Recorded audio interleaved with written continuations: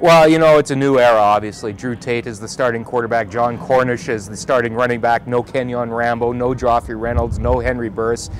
I guess, you know, that begs an awful lot of questions about this team. The good thing is, of course, that both Drew Tate and Jon Cornish had significant playing time as starters last year. So that's helped the transition. But having said that, both of them are in their first full-time year as starters. And I think in Drew Tate's case, that's a legitimate question. He's never played 18 games as a starter, and I think it's going to be interesting to see, to track him and see how he does, how he wears under the pounding he's sure to get this season. And Jon Cornish, do you expect this is going to be his breakout season?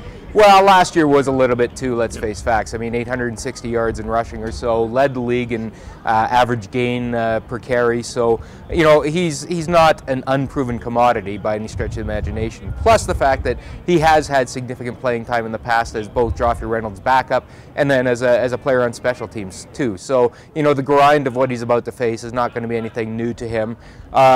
You know, I truly believe he was the best Canadian player in the league last year. I think this year he's a legitimate threat to lead the league in rushing for the first, and be the first Canadian since 1988 to do that. I think he's that good a player, and it's going to be fun to watch him this year. Those are the two obvious picks to watch on Sunday. Give us a couple of maybe not so obvious picks. Well, I think it's going to be interesting to watch number 24, Keenan McDougall.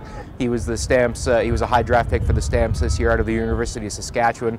A true rookie who's going to be starting his first CFL game against the Montreal Alouettes with safety Eric Fraser down with a concussion. So, you know, here he is, a raw kid out of the University of Saskatchewan, and all he's going up against is Anthony Calvillo and Jamel Richardson, and the most high-powered offense in the league last season. That's going to be fun to watch. So keep your eyes out and see how Keenan McDougall does. And then Corey Mace, you know, number 99 defensive tackle. He's playing his first game in a year. Last July 1st in the season opener against Toronto, he ripped his Achilles tendon. That's a guy the Stamps have been looking for big things out of for a couple of years now on the defensive line, and I think his return bodes well for this team on defense. You've been here for the training camp. Give us a sense. How are things feeling, sounding? I think there's some optimism here. I mean, what's really exciting to a lot of people is that this team has a lot of upside. They're starting from scratch in a lot of ways on offense with a new quarterback and a new running back and no Kenyon Rambo. But there's upside for all of the replacements for those guys. So I think that's the real exciting part to watch for this team. On defense, obviously, a new defensive coordinator, Rick Campbell.